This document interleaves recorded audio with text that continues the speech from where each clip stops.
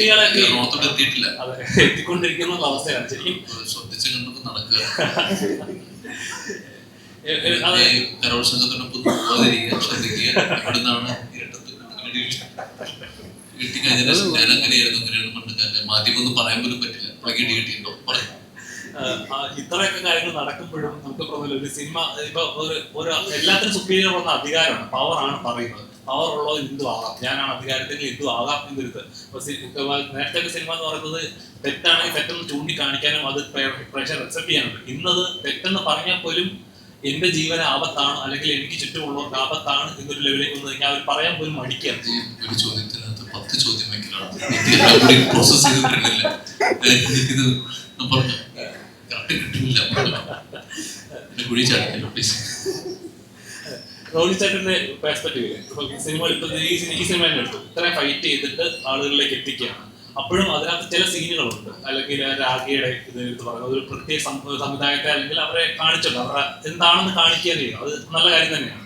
പക്ഷെ ആളുകളിൽ ഉണ്ടാക്കുന്ന ഒരു റിസൾട്ട് ഉണ്ടല്ലോ, ഇത് എത്തിച്ചിട്ടും ഇങ്ങനെയാണ് ആളുകൾ അക്സെപ്റ്റ് ചെയ്യുന്നത്. അതെപ്പോഴെങ്കിലും തോന്നിയിട്ടുണ്ടോ? ഇന്നലെ പടം ഇറങ്ങിയിട്ടില്ലല്ലോ.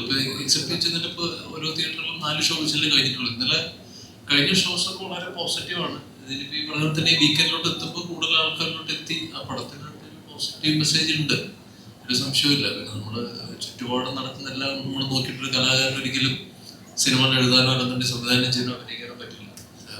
കലാകാരൻ എന്ന് പറയുന്നത് ഏത് ആസ്പെക്റ്റിലാണെന്നുണ്ടെങ്കിൽ ഇതൊരു ടീം, നേരത്തെ പറഞ്ഞൊരു ടീം വർക്കാണ്. ഒരാൾ കഥ എഴുതുന്നു, എന്റെ ഫൗണ്ടേഷൻ ചെയ്യുന്നു, അതിനുശേഷം പല പല ഡിപ്പാർട്ട്മെന്റിലെ ആൾക്കാർ കൂടി ചേർന്ന് അതിനെ എന്താ പറയുക ഒരു ടീമായി മാറി അത് നമ്മൾ ഷൂട്ട് ചെയ്ത് നമ്മൾ എത്തിക്കുമ്പോഴേക്കും എത്രയോ വിഭാഗം ആൾക്കാർ വർക്ക് ചെയ്യുന്നു. അത് എടുക്കുന്നത് പിന്നെ പ്രേക്ഷകൻ എങ്ങനെ എടുക്കുന്നു എന്നുള്ളത് പൂർണ്ണമായിട്ടും അവന്റെ വിവേചന ബുദ്ധിയും അവന്റെ ഇൻഡിപെൻഡന്റ് ആയിട്ടുള്ള അവന്റെ എന്താ പറയുക ഒരു പുള്ളിയൊരു ഡിസൈഡ് ചെയ്യണം. പ്രൊഡക്ഷൻ കണ്ടപ്പോൾ അവിടെ കണ്ടിട്ടുള്ള ഏകദേശം എല്ലാ പേരും വളരെ പോസിറ്റീവ് റെസ്പോണ്ട് ചെയ്തു. നീ സിനിമ കണ്ടു?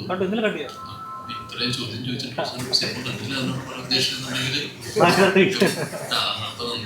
സിനിമ ചേട്ടാ ഈ പോക്ക് പോവുകയാണെന്നുണ്ടെങ്കിൽ ഇനി കുറച്ച് നാളോട് കഴിഞ്ഞ് സിനിമയ്ക്ക് ഈ പറഞ്ഞ ഒരു ആവിഷ്കാര സ്വാതന്ത്ര്യം ഉണ്ടാകുമെന്ന് വിശ്വസിക്കുന്നുള്ളൂ, അല്ലെങ്കിൽ എന്ത് ചെയ്യണമെങ്കിലും ആരെങ്കിലും കിടക്കില്ല. അടുത്ത വർഷം നിയമസഭയുണ്ട്, ഇതിന് മുമ്പോട്ട് എന്തൊക്കെ കാര്യങ്ങൾ നടക്കുമല്ലേ.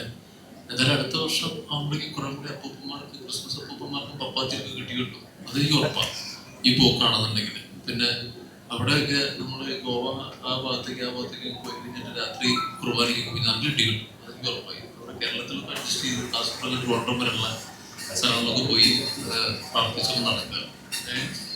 അല്ലാതെ വേറെ മാർഗമൊന്നും ഞാൻ കാണുന്നില്ല ഇപ്പോഴത്തെ പോക്ക് വെച്ചിട്ട്. എന്താ ചോദിക്കാൻ വരുന്നവരെന്തോ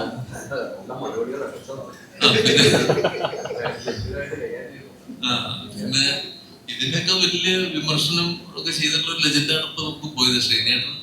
ഇപ്പൊ ഇവിടെയുള്ള എല്ലാ പാർട്ടികളെയും അടച്ചാക്ഷേപിച്ച് ചെയ്തൊരു സിനിമയാണ് സന്ദേശം. ഇപ്പോ 32 വർഷം കഴിഞ്ഞിട്ടും ഇന്നും അതിന്റെ ട്രോളുകളാണ് പല മീഡിയക്കാരും അതിനകത്ത് യൂസ് ചെയ്യുന്നത്. അപ്പോ ഇന്നായിരുന്നു ആ പടം ഇറങ്ങിയെന്നുണ്ടെങ്കിൽ എവിടേക്ക് എത്ര കട്ട്